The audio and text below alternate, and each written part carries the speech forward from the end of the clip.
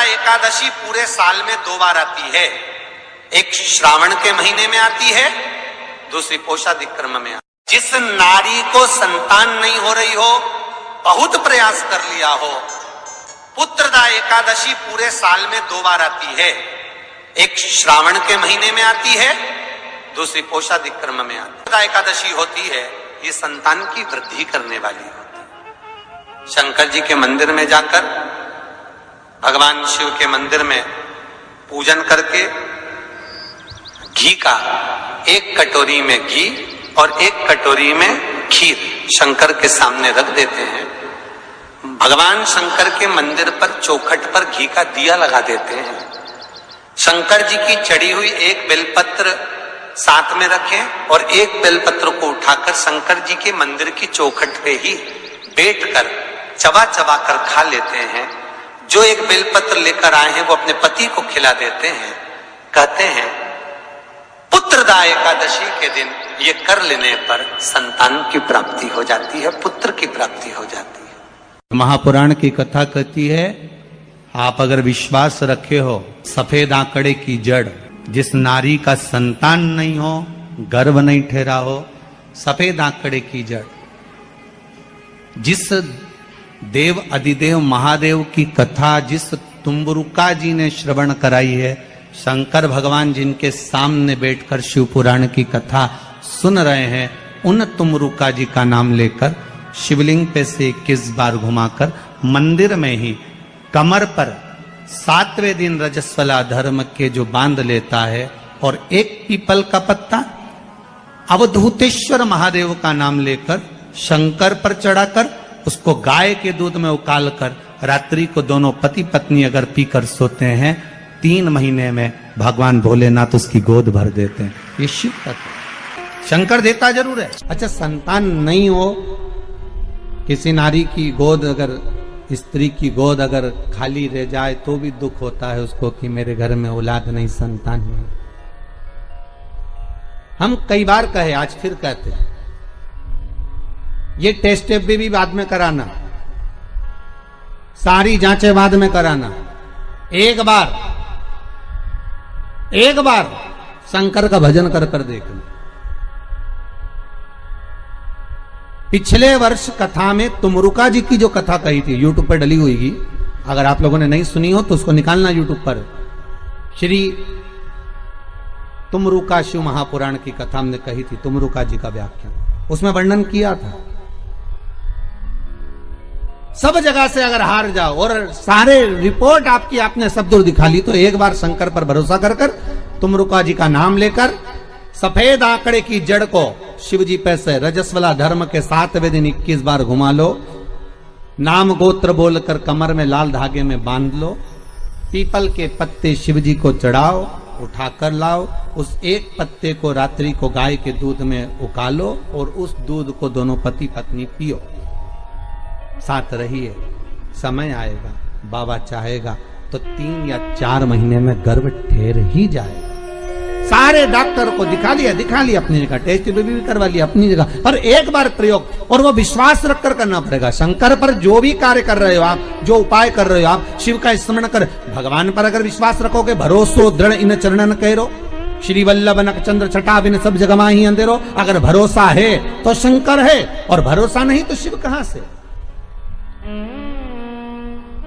विश्वास लेकर अगर आए हो तो काम तो होगा। ये लोग काशी से आए हुए हैं, विश्वास लेकर ही तो आए होंगे कि हम जाएंगे शंकर की कथा में तो बाबा कृपा जरूर करेगा।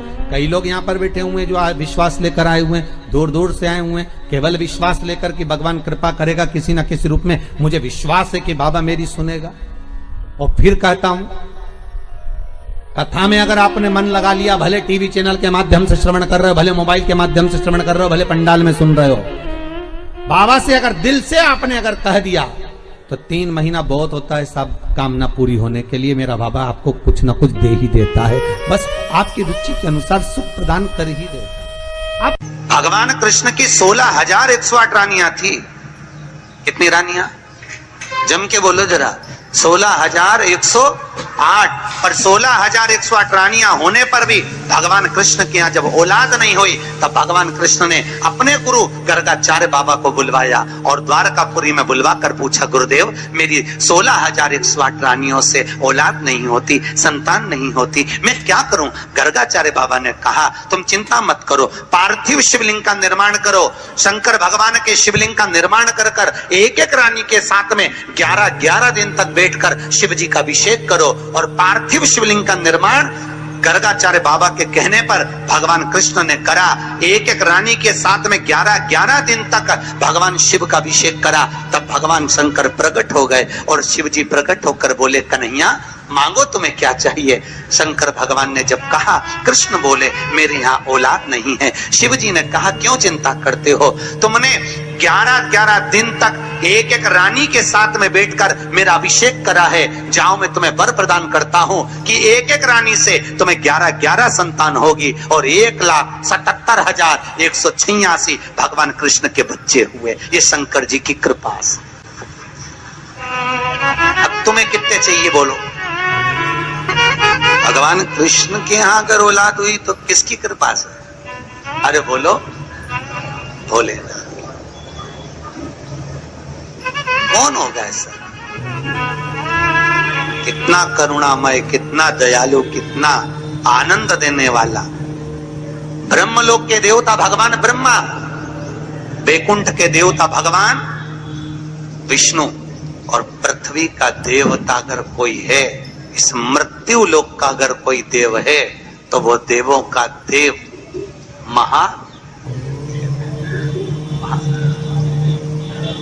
पृथ्वी का देव है, मृत्यु लोक का देव है महादेव। शंकर जी कहते हैं, भले तू ब्रह्मा को भज, चाहे तेरी मर्जी पड़े नारायण को भज, पर मृत्यु लोक का देव तो मैं हूं, पाला तो मुझसे पड़ना है ना, तब निपटूंगा तेरे से। अभी तू जा। फिर पाला कब पड़ता है? जब थोड़ी सी भी दिक्कत आ जाए, परेशानी आ जाए, एक्सीडेंट हो जाए, ब्लड प्रेशर ऊंचा नीचा हो जाए, शुगर बढ़ जाए, अटैक आ जाए, तब सीधे पंडित जी को फोन लगा के बोले महामृत्युंजय का पाठ करा दो। शंकर जी बोले, अब आया मेरे पाले में, अब आया। और लगे सब पाठ करने के लिए। भगवान नारायण का अगर विवाह भी कराने वाला कोई है लक्ष्मी से, तो वो मेरा शिव ही है। कौन ने कराया था विवाह? शंकर भगवान। क्या नाम है माता लक्ष्मी की, माता जी का? अरे यहीं तो कोई ऊपर बोल रहा था, गुरुजी हमारे गुलबर्गा में तो खूब कथा होती है। आपको मालूम है गुरुजी, खूब कथा हुए हमारे यहाँ, खूब कथा चले। तो हमने कहा अच्छी बात है, बताओ जल्दी से माता लक्ष्मी जी की माँ का नाम क्या? बोलो तो। हर हर महादेव। माता लक्ष्मी की माँ का नाम था ख्याति देवी। क्या नाम था? ख्याति देवी। कितनी लक्ष्मी हुई? अष्टलक्ष्मी। उसमें से नारायण को कितनी लक्ष्मी भी आई? 2 लक्ष्मी। एक माता ख्याति की पुत्री श्री लक्ष्मी और दूसरी समुद्र देवता की बेटी लक्ष्मी महालक्ष्मी। ये 2 लक्ष्मियां भगवान नारायण को भी आई। कौन कौन सी लक्ष्मी भी आई? जम के बोलो। एक श्री लक्ष्मी, कौन है ये? माता ख्याति की बेटी। और दूसरे नंबर पर महालक्ष्मी, कौन है ये? समुद्र देवता की बेटी। अब जिस नारायण भगवान के साथ में मंदिर में लक्ष्मी जी की पूजन करते हो, वो लक्ष्मी इन दोनों में से कौन सी? बोलो जल्दी। महालक्ष्मी तो मात्र 7 दिन तक भगवान नारायण के साथ रुकी थी, और 7 दिन रुकने के बाद में जब श्री लक्ष्मी ने भगवान शिव से जाकर निवेदन करा, भोलेनाथ मेरे प्रभु नारायण का विवाह समुद्र देवता की बेटी महालक्ष्मी के साथ भी हुआ है, आप करुणा करिए। तब भगवान भोलेनाथ ने पार्वती जी का एक मंगल सुमंगल आनंदमय तीज का व्रत बताया।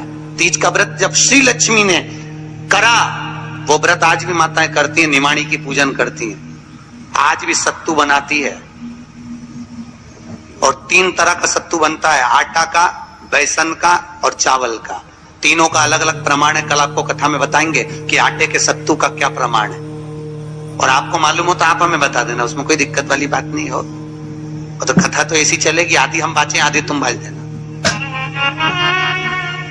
आटे का सत्तू चने की दाल का सत्तू और चावल का सत्तू, ये तीनों क्यों बनते हैं? और सत्तू भी बनाओ तो चक्की ऐसा बना लो, पर पिंडा बनाना क्यों जरूरी होता है? वो पिंडे का क्या महत्व है? और श्री लक्ष्मी और महालक्ष्मी की कथा में वर्णन है दोनों। तो कथा कल आएगी, उसको अपन कल लेंगे। पर आज जो कथा चल रही है कि श्री लक्ष्मी को माता पार्वती जी का विवाह, सुंदर व्रत बताया, और उस व्रत को माता पार्वती ने करा। और उस व्रत को माता श्री लक्ष्मी ने जब करा, पार्वती के व्रत का हो, तब माता श्री लक्ष्मी और महालक्ष्मी दोनों एक हुई और एक होकर नारायण के साथ में जाकर विराजमान हुई।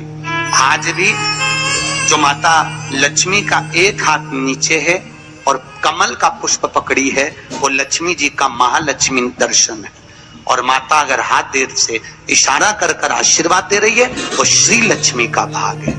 माता दो भाग,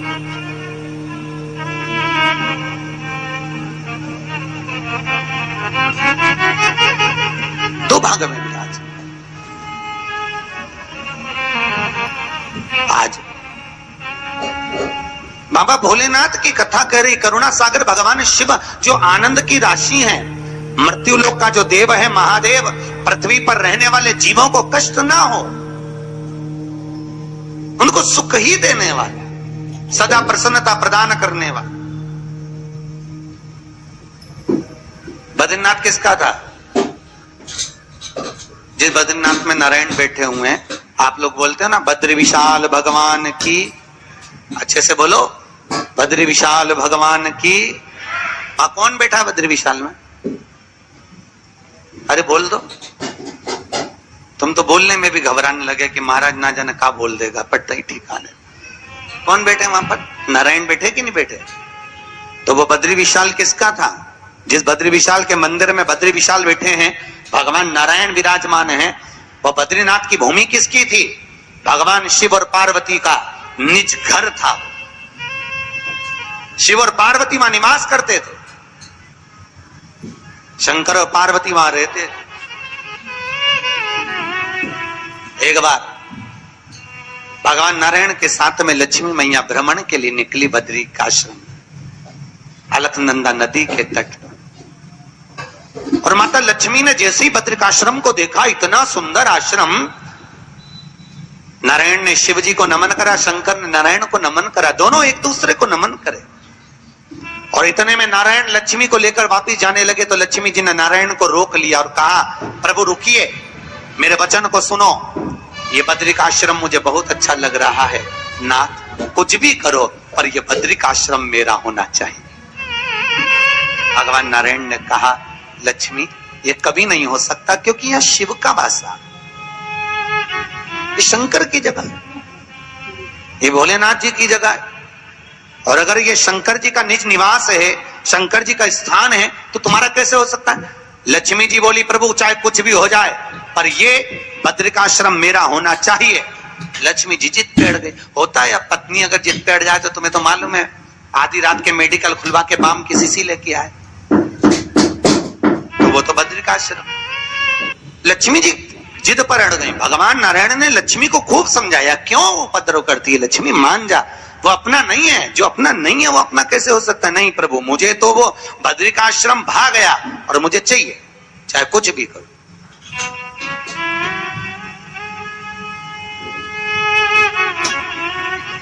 और देखो, अगर भाग्य में है, किस्मत में है, तो जरूर मिलता, जरूर।